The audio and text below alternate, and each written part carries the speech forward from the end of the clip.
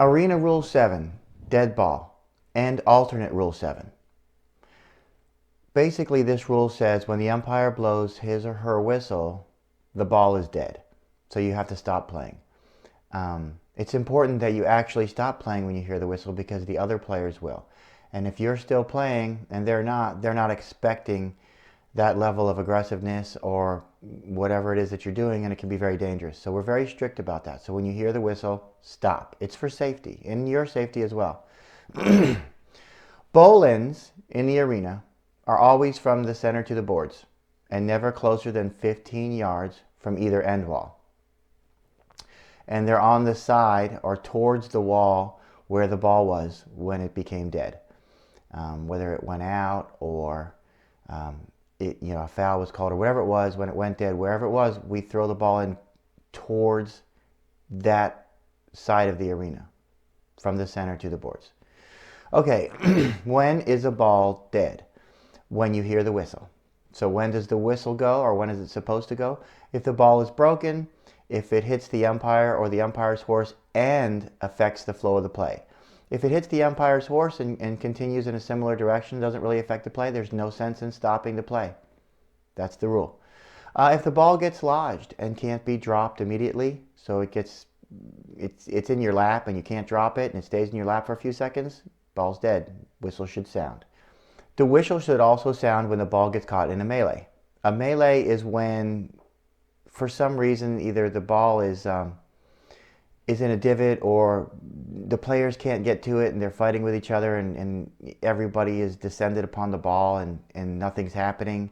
The umpire should blow the whistle and blow the ball in a situation like that, just to get the players sort of unstuck from whatever it is that they're stuck in. Also, if the ball gets hit out, of course, it's dead. Whistle should sound in the arena. Outdoors, it's not like that, but in the arena it is. And we're talking about arena. And of course, if a foul is called, if the foul is confirmed, of course, it'll be a penalty. If it's not confirmed, we'll do a throw-in. Also, if the ball hits the roof structure or anything suspended from the roof structure, it's a dead ball and the whistle will sound. Okay? So those are the situations where the ball goes dead. And that's it. That's Rule 7. That's all there is to it. No big deal. Very obvious to seasoned polo players. Okay, so what the Rules Committee has done here is they've made an alternate Rule 7, which is an election to be made by the host tournament committee before the tournament begins. Okay? And everyone's to be notified that that's the election that's made. So what is alternate Rule 7? Alternate Rule 7 is exactly like Rule 7, except we're adding the following part.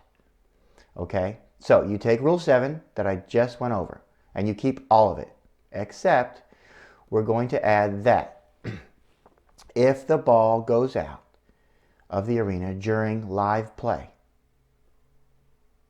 we will give possession of the ball to the team that did not touch it last.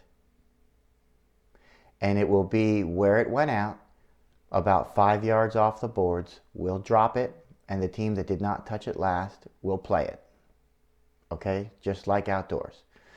Now, it's a little different in the arena in a sense that we'll never drop the ball for the attacking team between the center and the goal. We'll move it back to center, or if it's on the defending half of the arena and you have sort of the whole arena or most of the arena in front of you, we'll just drop it from the spot. So it'll either be from the spot or from the center,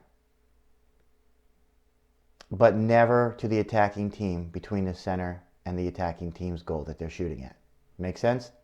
The reason, it's easy to remember if you just understand the reasoning. The reasoning is we don't want to drop the ball 15 yards out or 10 yards out if it went out. We don't want to do that because it would be awkward and cause a congested situation in the arena, which would lead to almost an immediate foul.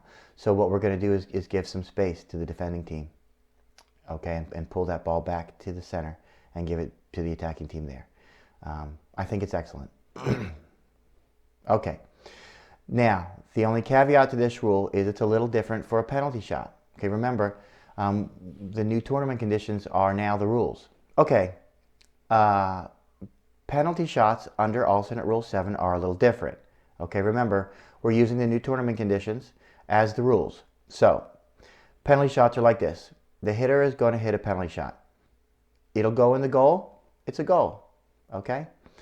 Hits the wall and rebounds. We're under those conditions where the defending player has the first right to it and 5 seconds to play it, and the team that just hit has to give that defending player 5 yards space to do that.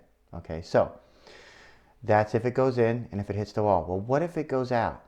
Okay, so if the penalty shot is hit and it goes out straight up, doesn't touch anything else, the defending team will get the ball, a free hit, 5 yards in. Kind of like a knock-in.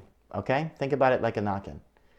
Okay, penalty shot is hit and it hits the defending player or her horse, or glances off their mallet and goes out. We do a re-hit that same penalty shot again. I don't want to say like a safety because it's not exactly like a safety, but in theory it kind of sort of is like a safety. So except we're just re-hitting the penalty shot, and if it just goes off the defender's horse, it still counts. That's a little different than the outdoor safety, so just remember that. Okay, so that's really what they've done, is taken Arena Rule 7 and left it alone. You can elect that. Or the host tournament committee can elect alternate Rule 7, which is Rule 7, plus what we do when the ball goes out is a change of possession. Simple as that. Make sense? I hope so. And that is your Arena Rule 7 and alternate Rule 7.